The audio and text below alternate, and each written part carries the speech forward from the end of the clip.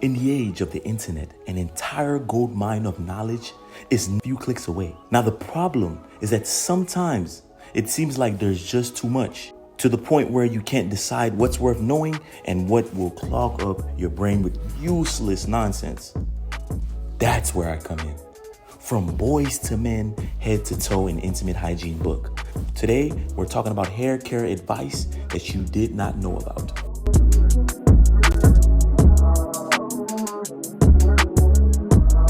Welcome to the Boys to Men Hygiene channel. My name is Warren Tafa. Today, I will be your hygiene coach. Before I get started, go ahead and like this video and subscribe to my channel if you haven't already. Hair health is directly related to what you put in your body. So when new hair growth is slowed, it is due to a lack of protein, maybe possibly stress, which hinders the normal flow of blood to your scalp.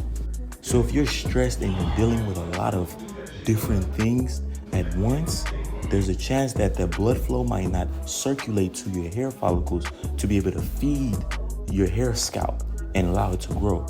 So you always want to find time to de-stress yourself. The following nutrients are beneficial for hair, and you should consider including it in your diet.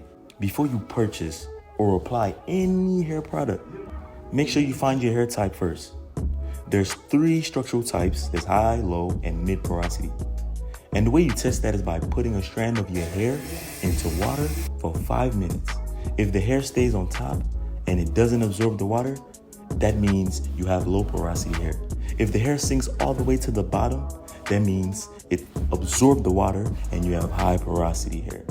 Low porosity hair is more compatible with oil-based products, obviously, because it does not absorb the water. High porosity hair is more compatible with water-based products. If you don't drink enough water daily, listen, your scalp is gonna dry up. Think about not lotioning your body, how dry your body gets. That's the same thing. If you don't drink enough water, that scalp dries up. So always remember to drink enough water, especially when it's hotter.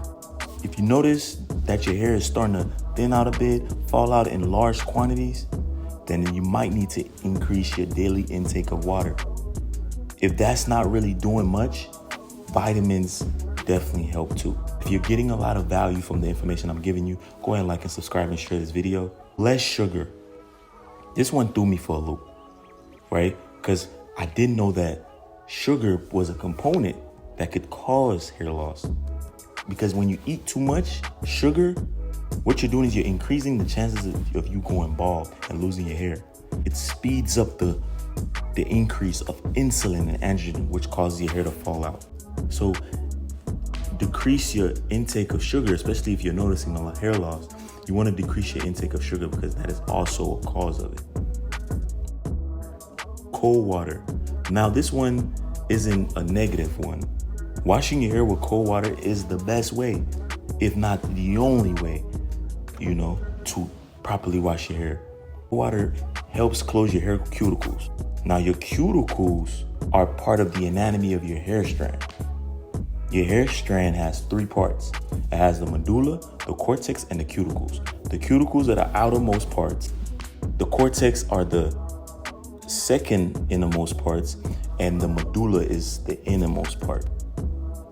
The cuticle protects water from going into the medulla. If water touches the medulla, it can damage your hair. So the cuticles being closed doesn't allow that water to damage the medulla.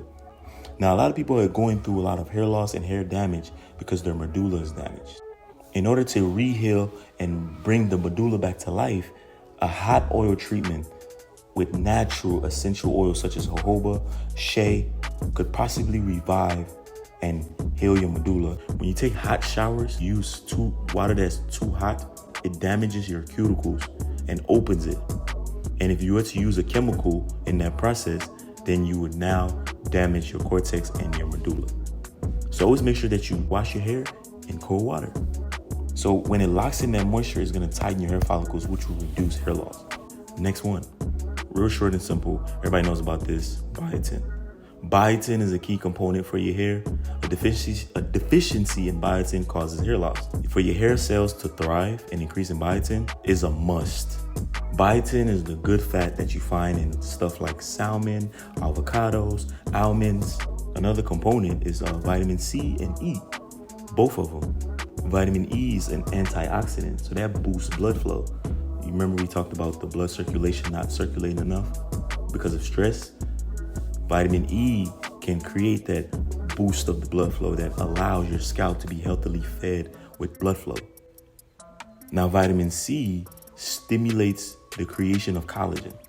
And as you know, collagen is a big part of hair. It's also found in your skin and your nails. Once you've determined your hair type and you learned the fundamentals, you can now implement a manageable and straightforward routine. If there are no changes, please, guys, it does not hurt to consult a medical expert. Like I said before, my name is Warren Tafa. Thank you guys for watching this video. Thank you guys for tuning in.